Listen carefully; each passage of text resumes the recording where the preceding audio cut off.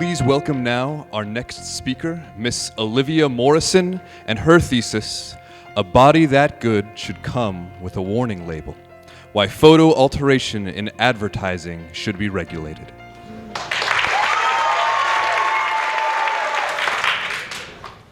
A mother of two yells upstairs for her daughter to come down for dinner. She watches her little girl as she walks down the stairs. Mascara under her eyes, lip gloss lining her lips, and the smallest shirt she has never seen before that barely covers her stomach. The mother was stunned at this sight. Her daughter had been approaching the end of her first year in middle school, and over the past few months, she has cultivated many new friendships. But at what cost? Was it worth her childhood innocence? She fell hard into the pit of submission to these new cultural ideas relayed to her through social media influencers and buy-in advertisements. These advertisements do not just cause issues in and of themselves, but they cause strife between the mother and daughter. The mother, engulfed in the ideals she had been shown from print magazine, and the daughter by social media influence. A mother and daughter, both in pursuit of a standard of beauty revealed to them by companies using digitally perfected models. The nuclear family has been torn apart more and more by these issues. The mother and daughter's relationship specifically. And social comparisons have been purging the world for decades.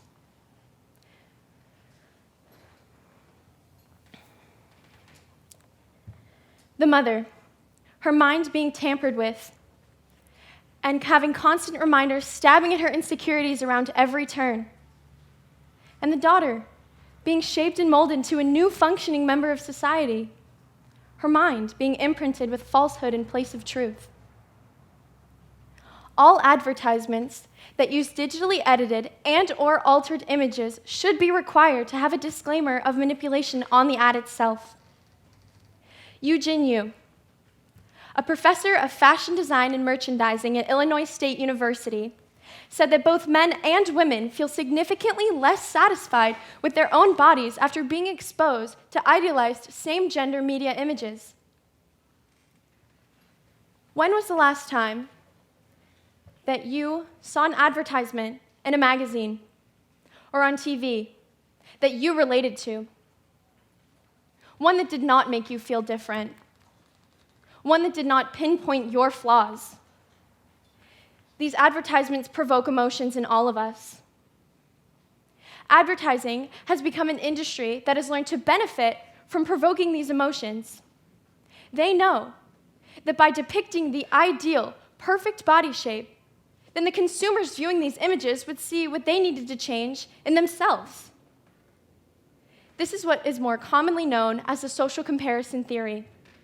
This theory pushes individuals to self-evaluate themselves based off of what they observe.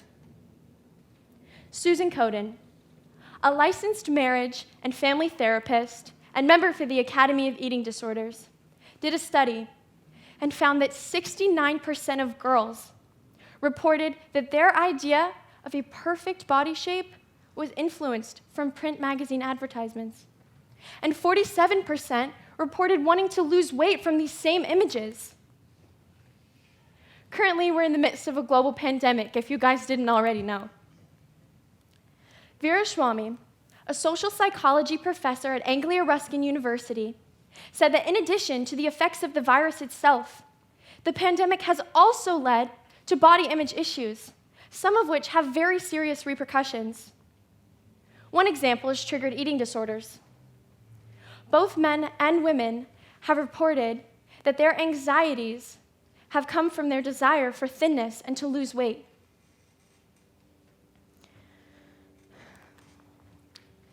One main contribution was the increase in screen time due to the first lockdown in March of 2020. We were overexposed to edited, perfected, athletic, thin models in the media. And instead of viewing these images and seeing what we wanted to change in ourselves, many people started to internalize. There was seemingly infinite time and nothing to do but what was at home. This was detrimental to teenagers' health, who were in a constant cycle of internalization. All they were allotted were the images on their phones, along with a rise in television consumption. And what comes from a rise in screen time and television consumption? Commercial advertisements. Let's go back to the mother and daughter. In a scenario where the advertising industry has been required to have these disclaimers on their ads, the mother, she looks down at a magazine and sees in the bottom corner, this image has been altered for marketing purposes. A slight smile comes across her beautiful face as she begins to ascend out from the oblivion of insecurities. And while this does not ease or erase all of her negative feelings, it gives her a sense of peace, knowing that what she was striving for this entire time was unobtainable. As for the daughter, it was not the disclaimer, but it was the models speaking out against the corrupt advertising industry. The daughter, scrolling through her Instagram, checking up on her friends, seeing how their weekends were, when she comes across something that's not particularly consistent with the rest of her feed. Her favorite print magazine model and social media influencer had just posted something. 2 images side by side. The first one, the altered image that was published in an advertisement for a magazine, and the other, the original image. Her blemishes, her flaws, erased. Her waist, cinched down to a size that was smaller than her head. This was not her. This was not the reality. She was disappointed with the way that the fashion industry had portrayed her. But this gave the daughter a sense of independence, knowing that what she was also striving for, just like her mother, was unobtainable all along. As Christians, we need to speak up. We are all created in God's image. God's image can't be altered.